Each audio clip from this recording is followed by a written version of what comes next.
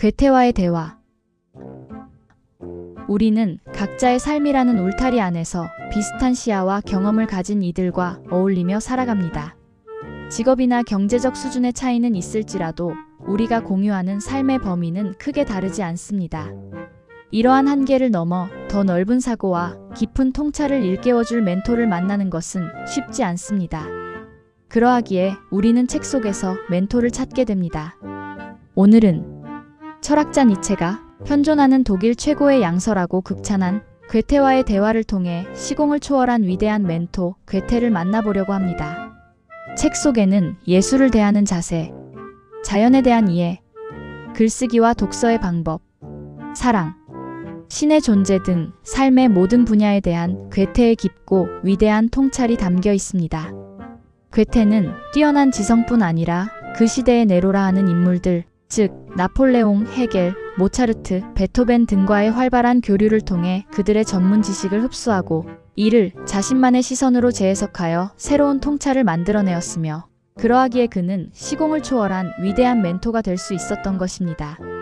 이 책은 총 2권으로 나뉘어져 있습니다. 오늘은 1권을 먼저 소개드리며 이 책에서 특히 와닿았거나 중요하다 생각한 부분들을 조금 옮겨볼까 합니다. 제가 옮긴 글은 지극히 일부이며 시간을 할애하여 꼭 이 책을 읽어보시길 권해봅니다. 그럼 먼저 작가 소개를 해보겠습니다. 요한 페터 에커만은 1792년 독일의 작은 도시 빈젠 출생으로 가난한 집안에서 태어나 어렵게 살았으며 제대로 된 교육을 받기 어려웠습니다. 독학과 주변의 도움을 받아 킬 대학 법학과에 진학했으나 자신과 맞지 않는 전공과 경제적인 어려움 때문에 학업을 지속하지 못하고 중퇴했습니다. 이후 그는 문학에만 몰두하여 괴테의 작품들로 어느 정도 기초를 다진 다음 시약논고라는 자신이 쓴 글을 괴테에게 보내게 됩니다. 괴테가 그의 재능을 알아보고 바이마르로 초청하면서 그의 인생이 완전히 바뀌게 됩니다. 1823년부터 괴테가 사망하는 1832년까지 약 10년간 괴테의 개인 비서이자 조력자, 그리고 문학적 제자로 활동했습니다. 이 기간 동안 대략 1000번을 괴테와 만나면서 나눈 대화, 그리고 괴테의 일상과 생각을 충실하게 기록했으며 이 기록을 1836년 괴테와의 대화로 출판하여 문학사에 불멸의 기록을 남겼습니다. 이 책은 괴테의 사상과 인품을 전 세계에 알리는 데 결정적인 역할을 했습니다. 괴테가 세상을 떠난 후 그의 유언에 따라 미완성으로 남겨졌던 파우스트 2부의 원고를 정리하고 출판하는 작업을 완수했습니다. 괴테를 헌신적으로 도왔으나 안타깝게도 괴테 사후에는 안정적인 수입이 없어 남은 생애 동안 재정적인 어려움을 겪었습니다. 그는 1854년 62세의 나이로 세상을 떠났습니다.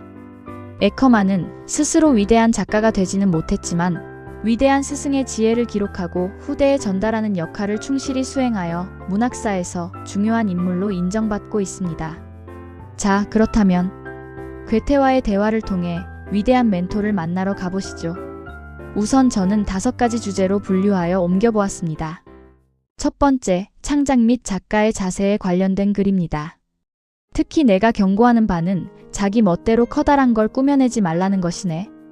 그런 경우에 사람들은 사물에 대한 자신의 견해를 억지로 나타내려고 하네. 젊은 시절의 성숙한 생각에 도달하는 것은 드문 일인데도 말일세. 더욱이 그렇게 되면 시인 자신의 여러 측면이 되어야 할 등장인물이라든지 견해들이 시인 자신으로부터 떨어져 나가버려 앞으로의 창작에 필요한 충실성을 빼앗기고 마네. 그래서 마침내 꾸며내고 긴밀하게 정리하고 연결하느라고 시간만 엄청나게 소비하게 되는 거지. 그림의 경우와는 사정이 다르네. 왜냐하면 시라는 것도 역시 말로 되어 있는 이상 말을 덧붙인다면 다른 말이 죽고 마는 걸세. 대체로 보아 한 작가의 문체는 그 내면의 충실한 반영일세.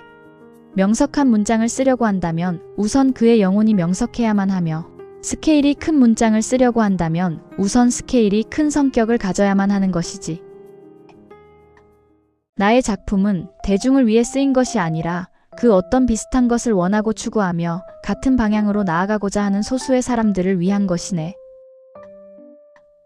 두 번째는 인간의 성장 및 교양에 관한 글입니다. 자신의 눈 속에 빛과 색채를 가지고 있지 않다면 우리는 외부 세계의 빛과 색채도 알아보지 못하겠지.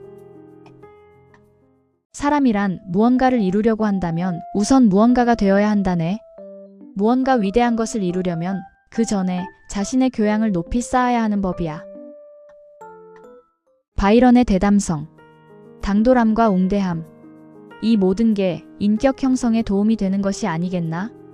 한치의 오차도 없는 순수함과 도덕성만을 인격 형성의 기준으로 삼는 것은 피해야 하네. 모든 위대함은 우리가 그것을 알아차리는 순간 우리의 인격을 높여주는 걸세. 사람들은 언제나 생각하지. 세상 물정을 알려면 나이를 먹어야 한다고 말이야. 그러나 사실은 나이를 먹게 되면 이전처럼 현명하게 처신하기가 어려워진다네. 인간은 다양한 인생의 단계에 있어서 그때마다 다른 사람이 되지만 그렇다고 해서 점점 더 나아진다고 볼 수는 없는 거네. 어떤 영역에 있어서는 20대에도 60대만큼 오를 수가 있기 때문이지. 사람들은 너무도 보잘것없는 것들을 읽고 있어. 아무것도 얻지 못하고 시간만 낭비하면서 말이야. 그러니 언제든 다른 사람들이 경탄에 맞지 않는 작품들만을 골라 읽어야 하네. 세 번째는 인간 본성 및 관계에 대한 글입니다. 여러 점에서 느끼는 바이지만 그곳에는 아주 철면피한 족속들이 모여 살고 있다네. 그러니 섬세함만으로는 부족하고 억센 기질도 필요하다네. 입에 풀칠이라도 하려면 때로는 어느 정도 투박해질 필요도 있는 걸세. 대중이란 사상이라든지 직관 같은 것에 대해 아무런 관심도 없어. 그들은 스스로 왜곡시킬 말만 가지고 있다면 만족이야. 반면에 공포심이란 나태하고 쇠약하며 예민한 상태의 것이기 때문에 우리들로 하여금 어떤 적에게도 맥없이 굴복하도록 만든다네. 인간이란 믿음과 씩씩한 용기로서 어떤 어려운 순간도 헤쳐나갈 수 있지만 만일 추호의 의심이라도 내게 된다면 그 즉시 파멸해 버린다는 걸세. 요컨대 증오는 누구에게도 해를 입히지 않지만 경멸이야말로 인간을 몰락시키게 만드는 것이네. 네 번째는 죽음, 영혼, 그리고 신에 관한 글입니다. 하지만 죽음을 생각하면 더없이 편안해진다네. 왜냐하면 우리들의 정신은 결코 파괴되지 않는 존재이며 영혼에서 영혼으로 끊임없이 이어지는 활동이라고 굳게 확신하기 때문이야. 그것은 지상에 있는 우리들의 눈에는 가라앉는 것처럼 보이지만 사실은 결코 가라앉지 않고 언제나 계속 빛나고 있는 태양과 같은 것이네. 즉 인간은 드높은 존재로부터 완전히 버림받은 것은 아니다. 오히려 드높은 존재는 인간을 염두에 두고 있으면서 인간의 일에 간섭하고 인간이 역경에 처한 경우에 기꺼이 도움의 손길을 내민다. 하느님께서 그 종달새에게 자신의 새끼를 보호하려는 그러한 강렬한 본능을 불어넣지 않았더라면 또 그와 같은 일이 자연 전체의 모든 생물에게 골고루 일어나지 않았더라면 이 세계는 결코 존속할 수도 없었을 걸세. 그러나 하느님의 힘은 어디에나 퍼져 있으며 영원한 사랑은 어느 곳에나 작용하고 있는 것이네. 다섯 번째는 자연현상 그리고 심리에 관한 글입니다. 자연에게만은 농담이 통하지가 않아. 자연은 언제나 진실하고 언제나 진지하며 언제나 엄격하고 언제나 옳다네. 그러니 결함과 오류는 언제나 인간의 것일 뿐이야. 자연은 어중간한 자를 경멸하며 다만 전력을 다하는 자, 진실한 자, 순수한 자에게만 복종하면서 자신의 비밀을 드러내는 것이네. 셰익스피어는 위대한 심리학자이며 그의 작품을 읽으면 인간 마음의 미묘한 움직임을 배울 수가 있네. 중요한 점은 사람들이 나폴레옹을 지배자로 모시면 자기들의 목적이 이루어진다고 확신한 점에 있었네. 그래서 사람들은 그의 것이 되고 말았던 게지. 인간의 본성이란 하여간에 그런 식으로 되어 있으니 말이야. 무턱대고 남을 섬기는 자는 없네.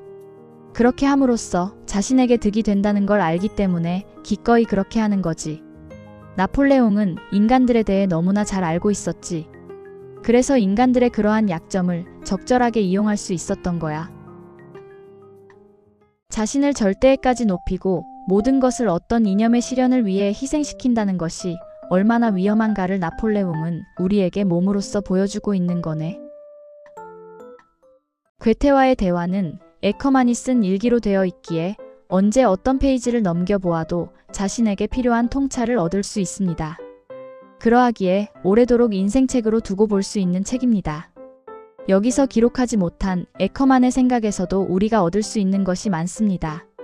그의 끝없이 배우려는 열망과 괴테가 세상을 떠난 후에도 스승에 대한 헌신을 다한 그의 모습에서 우리는 또 다른 위대함을 볼 수 있습니다. 괴테의 책을 통해서도 그의 정신을 엿볼 수 있겠지만 에커만의 이러한 헌신이 없었다면 시공을 초월한 괴테의 통찰력을 우리가 접할 수 있었을까요? 책과 알매 온우주였습니다.